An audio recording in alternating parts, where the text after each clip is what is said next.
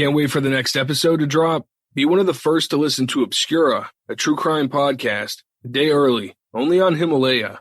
Himalaya is a brand new podcast app where you can find every single podcast you love.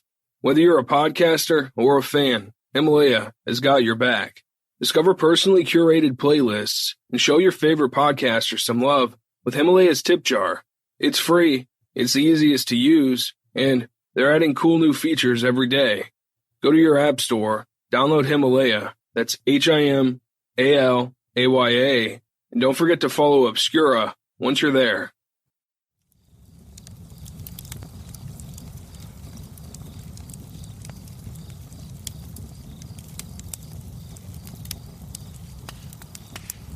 Welcome, listener. I'm glad you're here. Take a seat, next to the fire.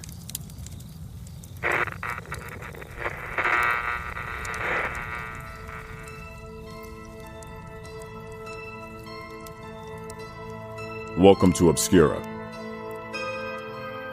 where we shine a light on the dark.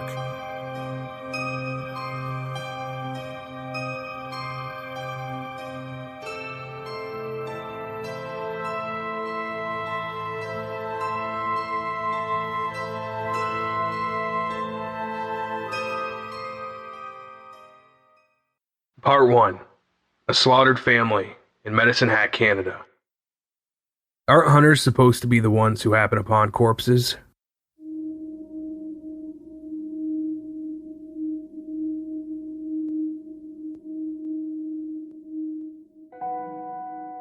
In an alternate, less unfair timeline, a camo-clad guy by the name of Jasper found the Richardson family, half buried in a wooded area.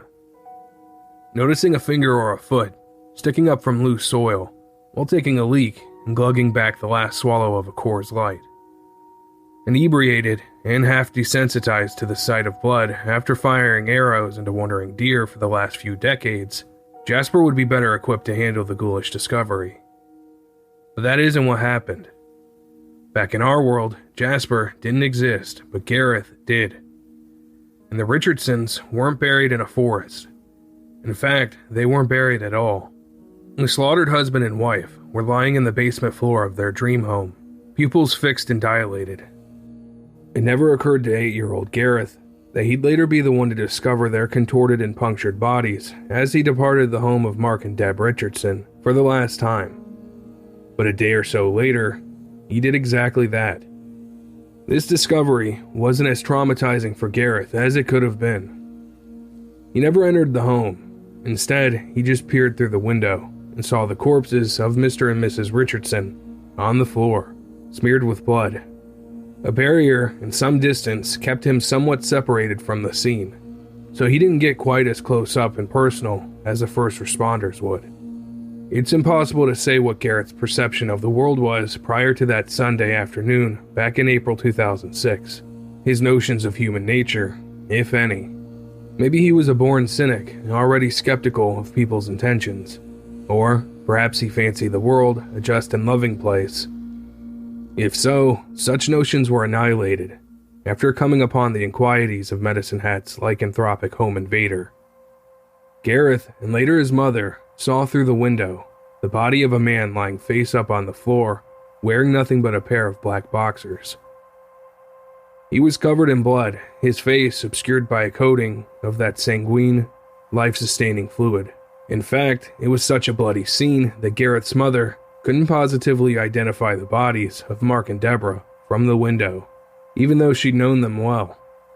She hoped it was someone else, but who else would be lying dead in the Richardsons' home? Sitting at an odd angle behind a couch, Deborah's blood-soaked legs were visible, nude from the waist down. Her blue nightgown was pulled up around her midsection. That happened during a struggle.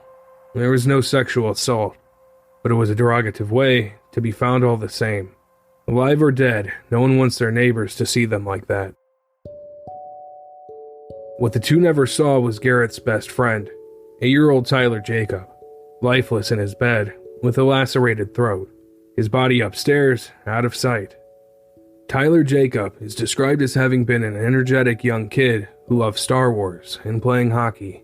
Him and his sister, Jasmine, were thrilled with their new home in Medicine Hat, and were often seen playing in the yard together.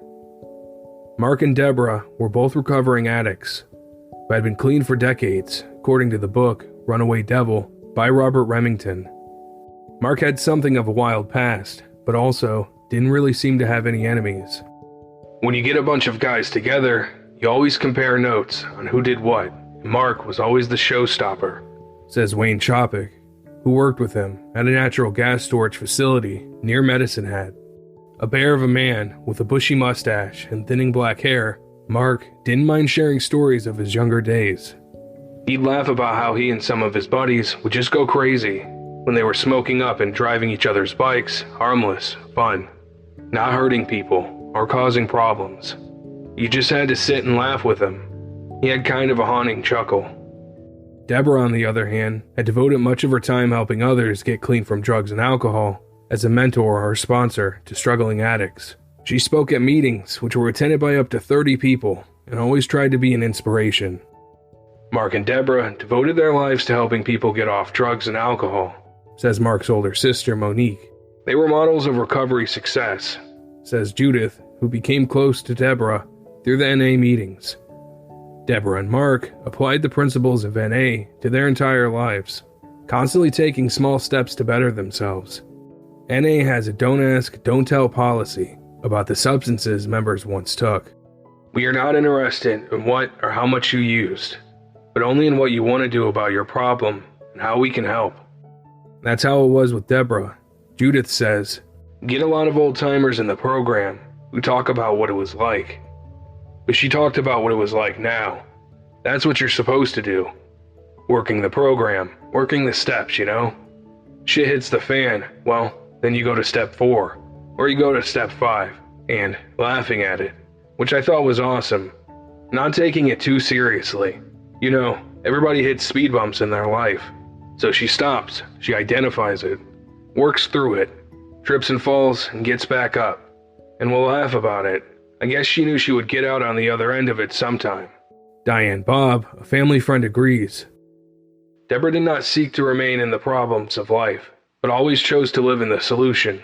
NA is based on a strong system of fellowship and support, something Deborah excelled at. According to Judith, sometimes she would just call me up and say, don't need a phone call back. Just wanted to let you know I love you until you love yourself. I love the bones and skin you're in. That was her famous saying.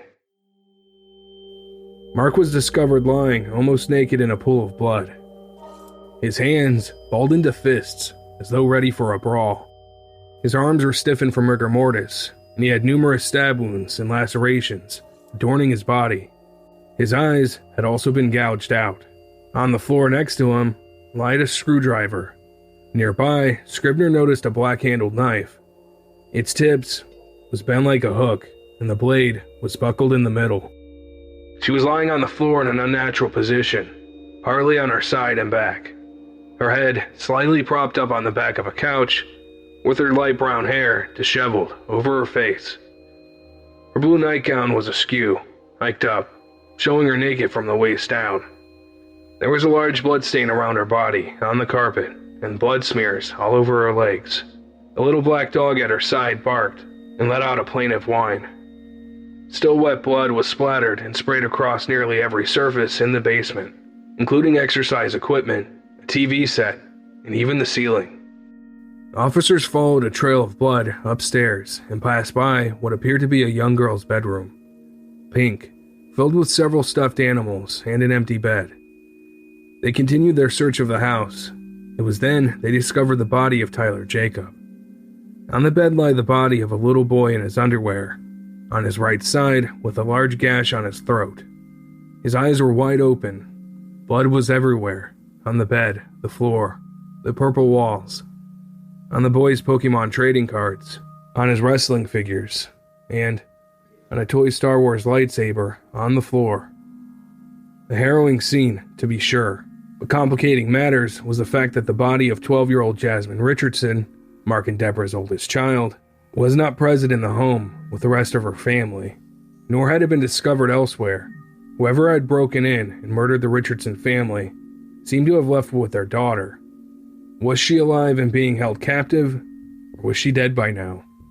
Authorities weren't sure, but they began searching fervently for Jasmine as though she was still alive, still able to be saved. Part 2. Beauty and the Beast.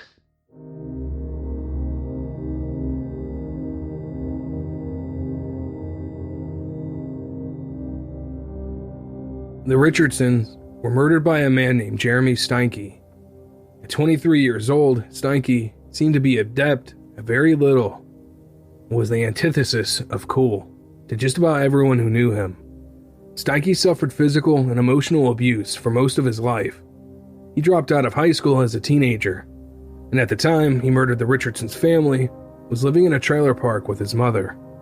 An unequivocal victim of circumstance, Steinke was dealt a bad hand from the get-go. Was it a pass to commit murder? Of course not. Is there any such pass? It's widely believed, even by the most ardent pacifists, that there are reasons to take a life. Self-defense is often the default go-to in discussion about when it's acceptable to kill. It's them or you. Alternatively, it's them or some other innocent person. Wartime is another off-sided reason for killing. Not all wars are seen as just. The Vietnam War was controversial. Some feel there was no good reason for the United States to have invaded. On the other hand, our involvement with World War II is largely considered to have been a necessity. However you feel about a specific war, it must be understood that from time to time, tyrannical leaders do terrible things to their people, and it's up to bystanders to intervene. To that end, perhaps the noblest wars are self-defense on a grander scale. But Jeremy Steinke was no soldier. In fact, he was about as far from a military man as anyone could possibly be. But what he had in common with many soldiers was that he inevitably found himself shedding blood for reasons not altogether clear, even to himself. He was fighting an internal war, wishing to escape his upbringing, his genetics, and longing to one day impress someone, anyone. He was also at war with society, feeling rejected by it, and hating everything for which it stood. It was these inner struggles and existential battles that ultimately led him into the basement of the Richardson family home in April of 2006.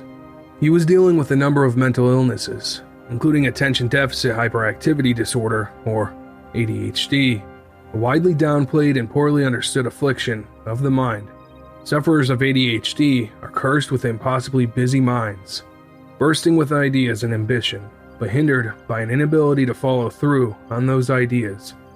Without medication, people with ADHD are easily distracted, losing sight of their goals quickly, and deal with a crippling lack of motivation. Oftentimes, the unmedicated ADHD brain is tormented by high levels of creativity and ambition that never come to fruition. Studies have also suggested that ADHD is linked to addiction issues. As described by Dr. Stephen Barkley, he explained that ADHD isn't really an issue of laziness or intelligence, but a genuine brain disorder that should be medicated. On top of Steinke's genetic predisposition was his poor upbringing. With summer right around the corner, it's finally time to get back into a routine that helps you feel your healthiest. Care Of is a monthly subscription vitamin service that delivers completely personalized vitamin and supplement packs right to your door. It can be really hard to know what vitamins or supplements you should be taking, but Care Of makes it easy to find out what you specifically need to be your healthiest. Care Of features an easy-to-use online quiz that asks about your diet, health goals, and lifestyle choices. I tried it myself, and it only took 5 minutes to find out my vitamin and supplement recommendations. For 50% off your first month of personalized Care Of vitamins, go to takecareof.com and enter promo code Obscura50. Again, takecareof.com, enter promo code Obscura50.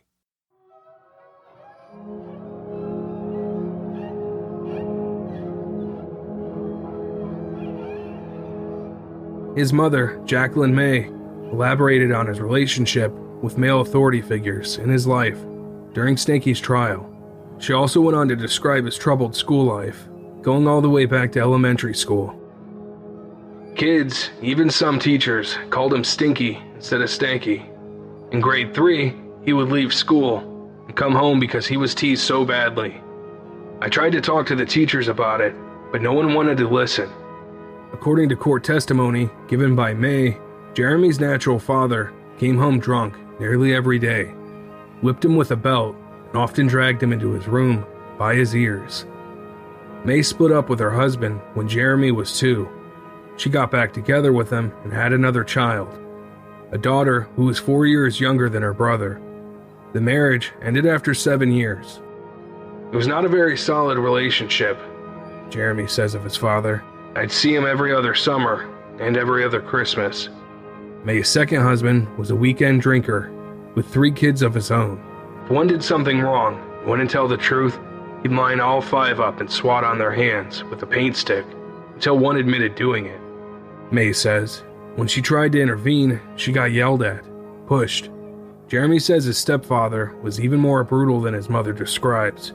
Forcing one of the children to confess to some wrongdoing went far beyond hitting them with paint stir sticks. He had a tendency to abuse me and my siblings. Physical abuse, mental abuse. He'd tie us to chairs and make us watch the other children get abused. May later testified that her third husband once pushed her son into a deep freezer, injuring the boy's head. She said she also once grabbed Jeremy by the neck and gave him uppercuts to the face and pounded him in the back of the head when her son tried to defend her during a domestic dispute. In his early teens, he started using alcohol and marijuana. I was dating this girl. I was close to 14, and she asked if I smoked marijuana.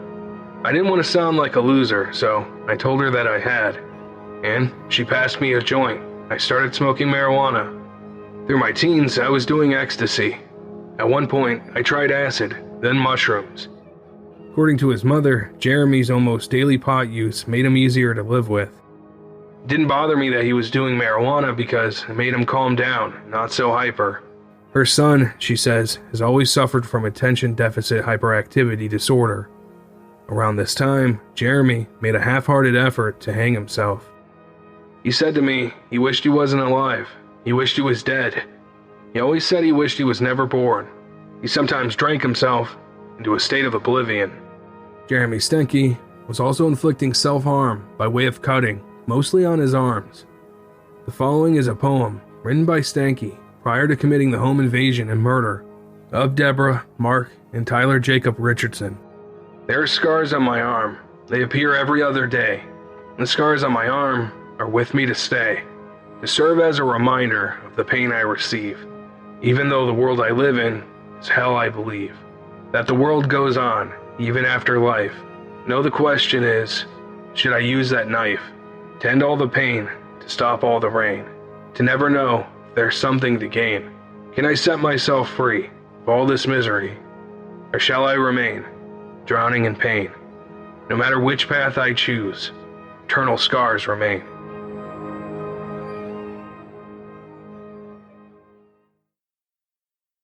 It was 2005 when Jeremy began finding something of an identity for the first time in his life.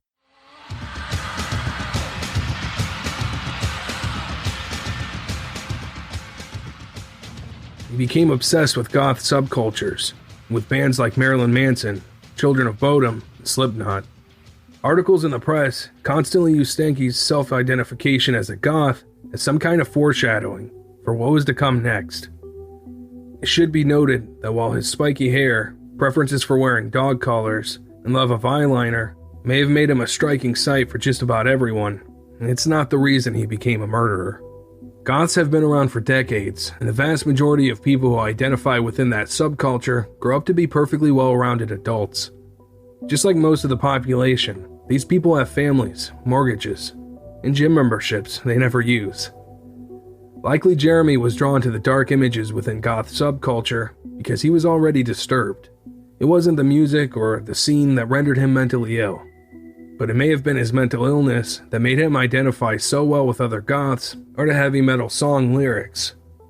Probably the most interesting factor in Jeremy's background is that he claimed to be a 300-year-old werewolf.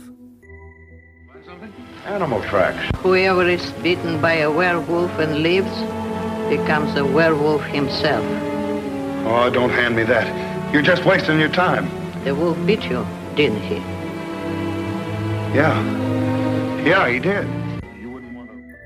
According to reports, he was always wearing a vial of blood around his neck.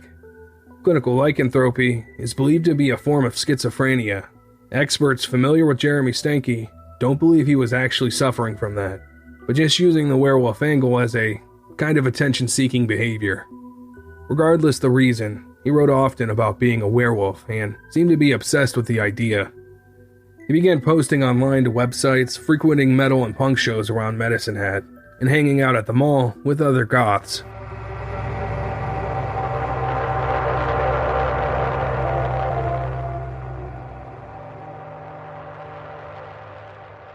Across town, Jasmine Richardson was also getting into Marilyn Manson and buying darker clothes.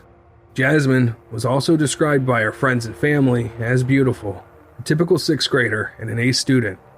She and her girlfriends spent the night at each other's house often, watching movies and doing hair, things average 12-year-olds do. Her quirky and creative personality captured a lot of attention from her parents, and they were proud of their daughter. She attended a Catholic school, along with many other friends. She started questioning Catholicism and religion in general. She didn't have the tragic upbringing Steinke endured, and she was fairly mature for her age, appearing to be closer to 16 or 17 than 12. Steinke inevitably met Jasmine, though reports conflict on where. A number of news articles state that the two met at a punk show, while the book Runaway Devil says Steinke first met Jasmine Richardson while at the mall. However, the two met. One point remains the same. 23-year-old Jeremy Steinke became infatuated with the 12-year-old Jasmine Richardson after meeting her. Sometime before their introduction to one another, Jasmine began delving into the world of all things spooky and edgy, as girls her age often do. She wore black hoodies over her school uniform with logos for bands like The Misfits, Slipknot, and Cradle of Filth. Though wildly different in musical styles, these bands all used the macabre as part of their image. Like Steinke, she was a fan of black mascara and spiked dog collars. Jeremy Steinke had been in a relationship before, but none of them had been particularly successful. Old friends of Jeremy's have remarked that his girlfriend seemed to get younger and younger as he grew older. Jasmine's true age may not have been clear to Jeremy. Some reports state that he believes she was 16, not 12. Photos of Jasmine Richardson at the time of her disappearance following her family's murder make this claim seem plausible. If true, though, those photos don't explain why he thought it was appropriate for a 23-year-old man to date a 16-year-old. Whether he thought she was 16 or 12, he shouldn't have been pursuing this relationship. Jasmine's parents agreed, but now they were dead. Jasmine was missing. So, what did he do to her? Part 3. Where's Jasmine? Jeremy snuck into the Richardson's house through an open window on the bottom level of the home. He was carrying a knife and wearing a black hoodie. Deborah heard the noisy intruder and came down to investigate. The cocaine-fueled Jeremy slashed at Deborah. She screamed and held up her arms and hands in a defensive posture, exposing her torso. Jeremy lunged and stabbed. Mark Richardson bolted out of bed in his black boxer shorts and flew down the stairs. He saw Deborah on the floor and the chilling specter of a masked figure, all in black, standing over his wife. He reached for a screwdriver that had been left on one of the bottom stairs. For a brief moment, there was a standoff. Then, according to Jeremy, Mark attacked. He came at me real fast. I was scared shitless. I thought I was going down. I went to back up, and I tripped and fell, and he jumped on me and attempted to stab me in the chest. Jeremy deflected the blow and knocked the screwdriver out of Mark's hand. He grabbed my face, shoved a thumb in my eyes. Jeremy began slashing wildly. He was breathing heavily from his encounter with Deborah, and JR's 200-pound father was now on top of him. But Jeremy had the advantage of cocaine and a sharp blade. He does not know how many times he stabbed Mark. I was freaking out. I lost control. He jumped on top of me. That's when I started stabbing him. Jeremy wriggled out from under Mark and turned to run. Despite his injuries, Mark caught the masked intruder, began choking him. Jeremy started stabbing him again. Jasmine heard the commotion and saw the horrifying sight from the steps. She ran back into the kitchen. After killing Mark, Jeremy had to finish the deed and kill Jasmine's brother, Tyler Jacob. Jasmine saw Jeremy Steinke emerge from the basement, tattered, injured, and covered in blood of her now deceased parents. The two stood in the kitchen silently, observing one another for approximately 30 seconds, before Jasmine gave the murderer a big hug and a kiss. She then told Steinke she loved him. The two went back upstairs and murdered Tyler Jacob together. Authorities state that there was blood on just about every square inch of the little boy's bedroom. Like his father, Tyler Jacob had fought, but was no match for the two violent lovers. Jeremy was in sort of shock after the incident, becoming paranoid and panicked by what he'd done. Jasmine was reportedly calm, cool, and collected during the entire thing. She wanted to stay and gather some things before the two set off to run away, but Steinke was beginning to get worried that he'd been seen. He took off out of the house and ran back to his truck, parked down the street, leaving Jasmine alone at the house. Pulled over at one point and vomited from the shock of it all. Jasmine took a credit card from her mother's purse and called a cab, which took her to Jeremy's trailer in Tower Estates, where he'd gone after the murder. According to Vice, Jasmine wasn't even considered a suspect at first, but police quickly uncovered evidence that led them to believe she may well have been involved with the murder of her parents. In fact, she wasn't just involved, she planned and orchestrated the whole thing.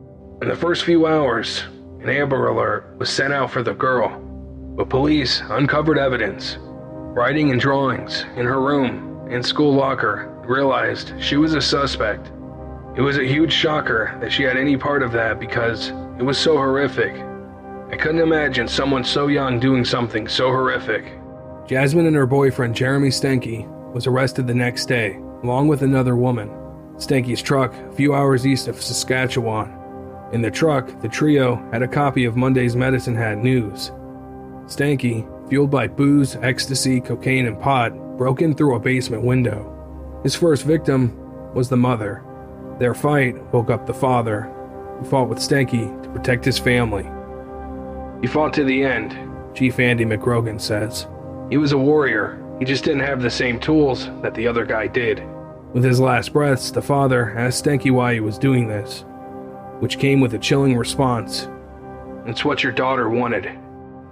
Jeremy wasn't lying. It was what Mark's daughter wanted.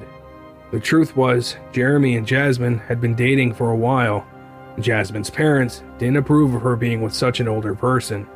She'd been grounded numerous times and forbidden from seeing Jeremy. This attempt by the Richardsons to control their daughter only led to a further resentment on her part and to more rebellion. While forbidden from seeing Jeremy, Jasmine secretly contacted him via email. The following are two emails, the first from Jasmine to Jeremy, the second a reply to Jasmine from Jeremy. March 20th, 2006, 7:10 p.m. To Soul Eater. From Runaway Devil. Subject: Hey beautiful. Rawr, I hate them, so I have this plan. It begins with me killing them and ends with me living with you. So we are set. I'm going to try and call you, but I really don't know if I'll be able to. They are treating me like shit. I hate them so much, but I hope this won't bring us far apart. I hope to talk to you soon and love you with all my heart. Love. March 21st, 2006, 9:51 p.m. To Runaway Devil. From Soul Eater. Subject: Hey beautiful. Well, I love your plan, but we need to get a little more creative with details and stuff. I wish they wouldn't treat you that way. Grr. It angers me to hear that. I dislike them very much. Don't worry, I love you too, my sexy beast. I hope to hear from you soon too. Take care, my love. You have the key to my heart, and soon enough, you shall have my heart. If I die anyway. 'Cause if I give it to you now, I'll die, and you won't be able to hear me say how much I love you. 4 days later, Jeremy posted a poem on a social media website. Riddled with misspellings, Steinke's poem begins fairly structured, rhyming the last syllable or two of each line. By itself, the poem reads like something from a spoiled child, but given the context of what he'd go on to do, it definitely feels more disturbing. My girlfriend's family are totally unfair. They say they really care. They don't know what is going on, they just assume. As their greed continues to consume, She is slowly going insane. She continues to think that I came into her life to help her out, and to stop what they keep trying to shout. It's all total bullshit. Their throats I want to slit. They will regret the shit they have done, especially when I see it, that they are gone. They shall pay for their insolence. Finally, there shall be silence. Their blood shall be payment. Jeremy Steinke was convicted of 3 counts of first-degree murder and sentenced to life in prison. He was given the possibility of parole in 25 years. He was 25 at the time of conviction, meaning he'll be 50 years old at his first parole hearing. Jasmine Richardson was also convicted of 3 counts of murder in the first degree, but Canadian courts have strict laws about how long a minor can be sentenced. Jasmine Richardson was also convicted of 3 counts of murder in the first degree, but Canadian courts have strict laws about how long a minor can be sentenced. Jasmine was given 6 years in prison, with another 4 years of legal supervision. In 2016, Jasmine Richardson was released from jail and is currently a free citizen of Canada. And that's this week's episode. Listener, what's your take on the Canadian justice system? Is 6 years plus 4 years legal supervision enough? Or did they let a cold-blooded killer walk free because of her age? And I'd love to hear your thought. I'm working on a particularly disturbing episode of Black Label. I actually ran a poll, making sure people wanted it. If you'd like to hear Black Label 6 along with the previous Black Labels, be sure to check out the Patreon. And I think that wraps things up. Thank you for listening. And keep the fire burning.